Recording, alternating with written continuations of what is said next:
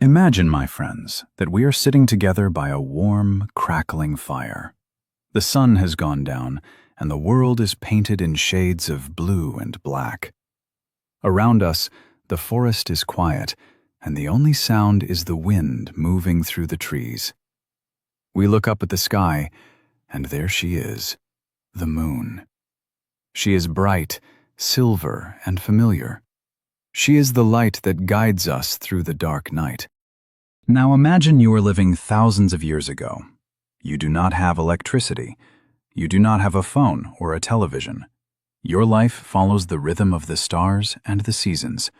To you, the moon is a goddess, a clock, and the protector. You trust her to be there every night.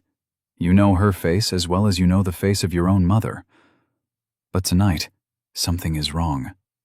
Very wrong. As you watch, a tiny bite appears on the edge of the moon. It looks as if an invisible monster is slowly eating the silver light.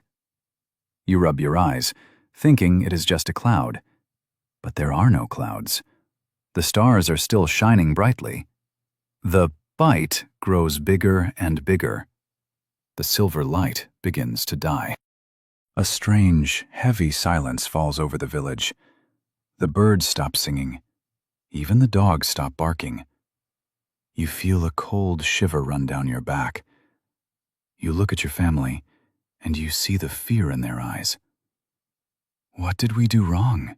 You wonder. Is the sky angry with us? Is the world coming to an end? Then the moon changes completely.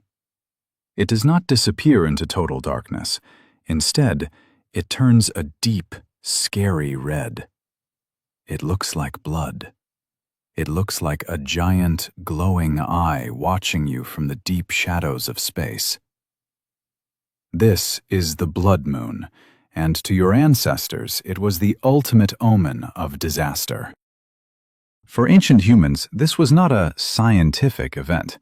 It was a moment of pure terror. They did not know when the light would come back. They did not know if the sun would ever rise again. They stood in the dark, watching the red moon, and prayed for the return of the light. Tonight, we will explore why this happens, and why we no longer need to be afraid. Have you ever wondered how three giant objects in space can play a game of hide-and-seek? To understand the lunar eclipse, we have to look at the three main characters of our story: the sun, the earth, and the moon. Most of the time, they move in their own paths, minding their own business, but every once in a while, they do something very special. They line up. They form a perfectly straight line in the middle of the empty, dark ocean of space.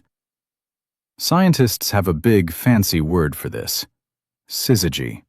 It sounds like a word from a magic spell, doesn't it? But really, it just means joined together. In a lunar eclipse, the Earth moves exactly between the sun and the moon. Imagine you are standing outside on a sunny day. You see your shadow on the ground, right? Your body blocks the sunlight, and a dark shape appears behind you. The Earth does the exact same thing.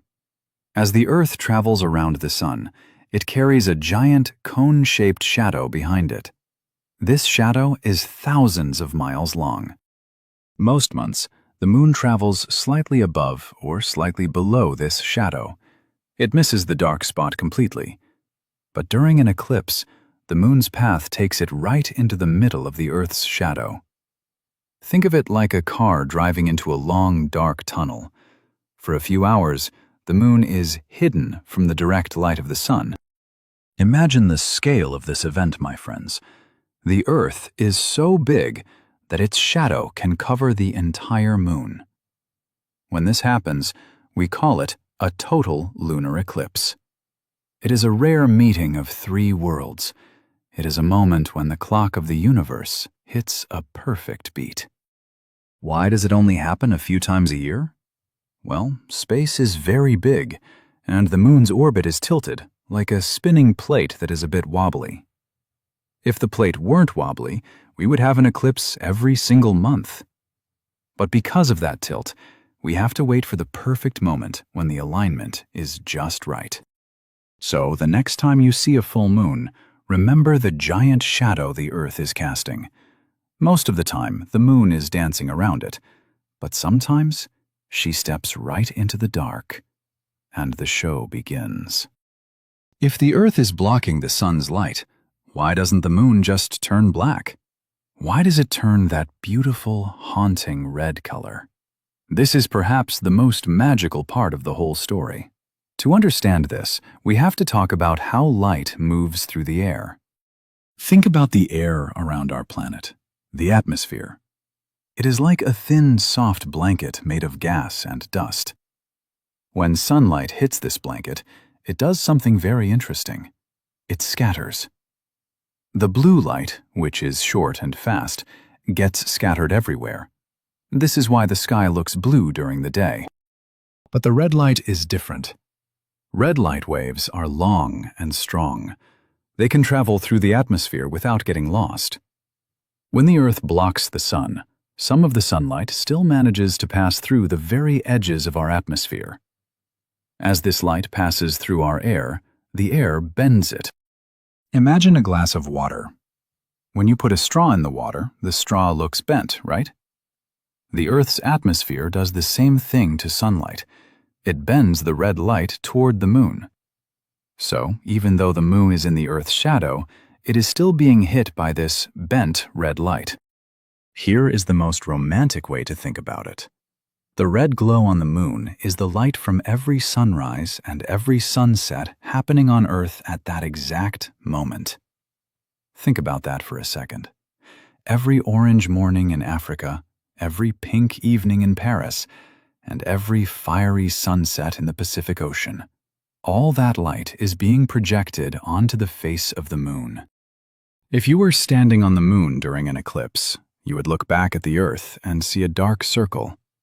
But around that circle, you would see a bright, fiery ring of red light. It would look like a ring of fire in the sky. This is why we call it a blood moon. It isn't actually blood, of course. It is just the Earth's atmosphere acting like a giant lens. It is a reminder that we are all connected by the air we breathe and the light we see. Even in the middle of a shadow, the light finds a way to reach the moon. Before humans understood the science of light and shadows, they used stories to explain the world. Stories were a way to make the scary things feel less powerful. When the moon turned red, people all over the world told stories about monsters and gods. In South America, the ancient Inca people had a very frightening story. They believed a giant jaguar was attacking the moon. They thought the moon turned red because the jaguar was biting it and making it bleed. To stop the jaguar, the people would make as much noise as possible. They would shout, beat drums, and even make their dogs bark to scare the big cat away. Across the ocean, in China, people believed a different animal was responsible. They thought a heavenly dragon was trying to eat the moon. Just like the Inca, the ancient Chinese would bang pots and pans and set off fireworks. They wanted to frighten the dragon so it would spit the moon back out. The Vikings, the brave sailors of the north, had their own legends. They believed two wolves named Skul and Hati were constantly chasing the sun and the moon across the sky. When an eclipse happened, it meant one of the wolves had finally caught its prey. The red color was a sign of the struggle in the heavens. Even in some parts of Africa, there were stories about the sun and the moon having a fight.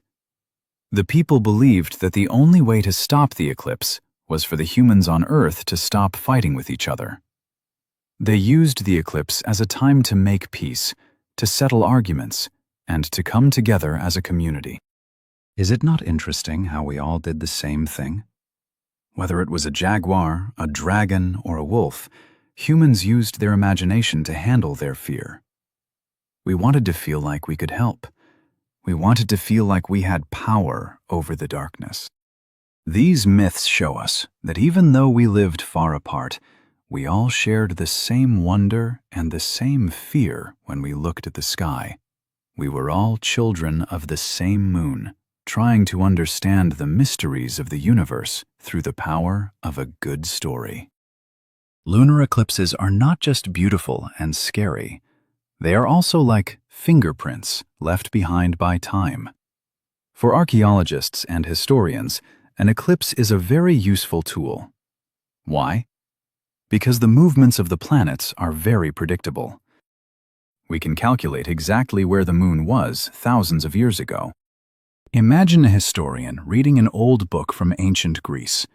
The book says, "The great battle ended when the moon turned the color of fire." The historian might not know the exact year the battle happened, but then they talk to an astronomer. The astronomer uses a computer to find out when a lunar eclipse happened over Greece in that century. Suddenly, we have a date. We can say, that battle happened on August 27th in the year 413 BC. Because of the eclipse, we can anchor history to a specific day. It is like finding a date written on the back of an old, dusty photograph. Eclipses have also changed the results of wars. In ancient times, soldiers were very superstitious. If a general saw a lunar eclipse, he might think it was a bad sign from the gods and refuse to fight. This happened many times in history. Entire empires have fallen because a king was too afraid of a red moon to lead his army. There's a famous story about a Greek commander named Nicias. He was ready to lead his ships home after a long war, but then a lunar eclipse happened. His priests told him it was a sign to wait for 27 days. Because he waited, his enemies had time to prepare.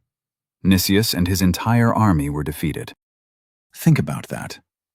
A simple shadow in space changed the history of the world. A shadow decided who would win and who would lose. It decided which languages we would speak today and where our borders would be. Today, we use eclipses to study how the Earth's rotation is slowly changing. We can compare our modern records with the records of the ancient Babylonians. We are using the blood moon to learn about the past and the future. The moon is our oldest calendar, and she never forgets a date. So far, we have talked about science and history. But what about our own hearts? For many people, a lunar eclipse is more than just a space event. It is a symbol. It is a time to look inside ourselves and think about our own shadows. In psychology, the shadow represents the parts of ourselves that we hide. Maybe it is our fear, our sadness, or the things we are ashamed of. We usually try to keep these things in the dark. We want the world to see our silver light, our happy and perfect side. But during a lunar eclipse, the moon, the symbol of our emotions, goes into the darkness. It is forced to face the shadow of the earth. This can be a very powerful metaphor for our own lives. It reminds us that darkness is not something to be afraid of. It is a natural part of being alive. Think of an eclipse as a pause button. For a few hours, the bright light of the moon is turned off. The world feels different. It is a time to stop running and be still. It is a time to ask ourselves, what am I hiding? What fears am I carrying? What do I need to let go of? Just as the moon survives the shadow and comes out brighter on the other side, we can also face our shadows and grow. We can learn that our dark side is not a monster. It is just a part of who we are. When we accept our shadows, we become more whole. We become more human. Many cultures believe that an eclipse is a time for transformation. It is a time to die to our old ways and be reborn as someone new. It is a chance to reset our goals and our hearts. My friends, the next time you see the moon enter the shadow, don't just look at the sky. Look at yourself. Remember that even when things feel dark, it is only temporary. The shadow is just passing through. You, like the moon, have a light that can never be truly put out. Now, let me tell you a story about a man who used the moon as a weapon. This is the story of Christopher Columbus in the year 1504.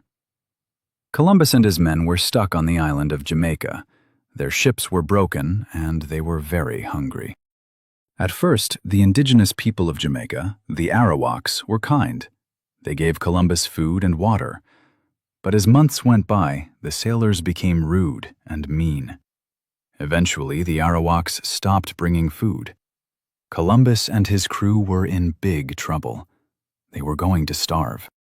But Columbus had a secret. He had a book called an almanac. This book contained the dates of all the upcoming eclipses. He saw that a total lunar eclipse was going to happen on the night of February 29th. He decided to play a trick. He called the leaders of the Arawaks to a meeting. He told them, "My God is angry with you for not giving us food. To show his anger, he will take away the moon tonight. He will make it turn red with blood." The leaders didn't believe him at first, but then, as the sun went down, the moon rose. And just as Columbus had said, a dark shadow began to cover it. The moon turned a deep, terrifying red. The people were shocked. They were terrified. They ran to Columbus and begged him to bring the light back. Columbus told them he needed to go pray to his God. He went into his cabin and waited. He used an hourglass to track the time. He knew exactly when the moon would leave the shadow. Just before the light returned, he came out and said, "My God has forgiven you." Slowly, the red color faded, and the silver light returned. The Arawaks were so impressed and so scared that they gave Columbus everything he needed until he was rescued. This story shows us that knowledge is power. Columbus used the science of the moon to control people who didn't understand it. It is a reminder of why we study the world.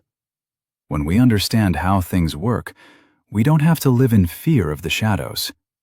We can see through the tricks and understand the truth. Have you ever tried to change your perspective? Let's take a trip in our minds. Let's leave the Earth behind and fly 238,000 miles away. We are now standing on the surface of the moon. The ground beneath our feet is gray, dusty, and cold. It is the night of the eclipse. But for us, standing on the moon, it isn't a lunar eclipse.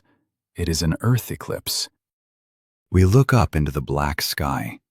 We see the Earth, but it doesn't look like the blue marble we know. Instead, the Earth is moving in front of the sun. It looks like a massive dark disk. It is much, much bigger than the sun. As the Earth blocks the sun, something incredible happens. The sun's bright light disappears. But the Earth is not completely dark. Around the edges of our planet, there is a glowing, fiery ring. It looks like a halo made of rubies. This ring is our atmosphere. From the moon, we can see the light of every sunrise and sunset on Earth all at once. The light is a deep, glowing orange and red. It is the most beautiful thing you have ever seen. The gray ground of the moon around us begins to change. The dust turns a soft copper red. The mountains and craters look like they are made of glowing coals. The stars seem to shine even brighter in the dark red sky. Looking at the Earth from the moon, we realize how small and beautiful our home is. We see that the Earth is not just a place where we live. It is a living, breathing world with an atmosphere that can bend light across the darkness of space. From this distance, there are no borders. There are no wars. There is only a dark circle surrounded by a ring of fire. We feel a deep sense of peace. We realize that we are all travelers on that little blue, and now red, planet. We are all part of a grand celestial dance. And then, slowly, a bright spark of pure white light appears on the edge of the Earth. The sun is coming back.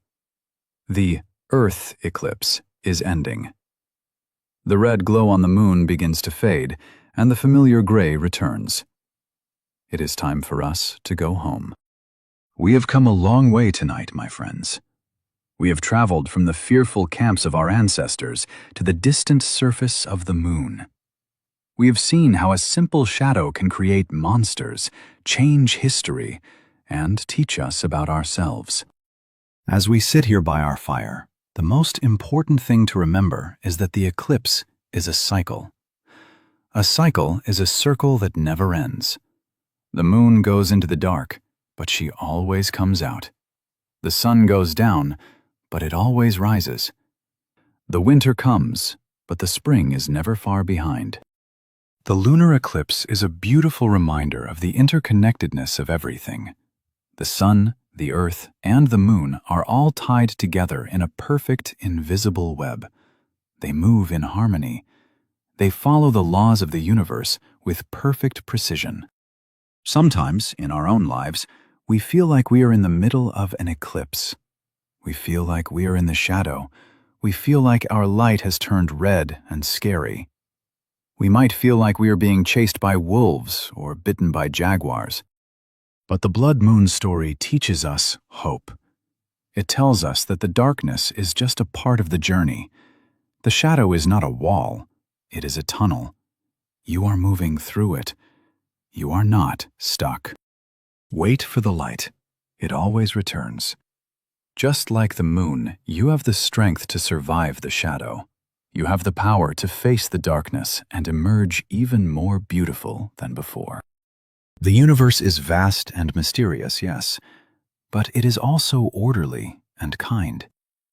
We are a small part of this grand story, but we are a part of it nonetheless. We are the ones who look up and wonder. We are the ones who tell the stories.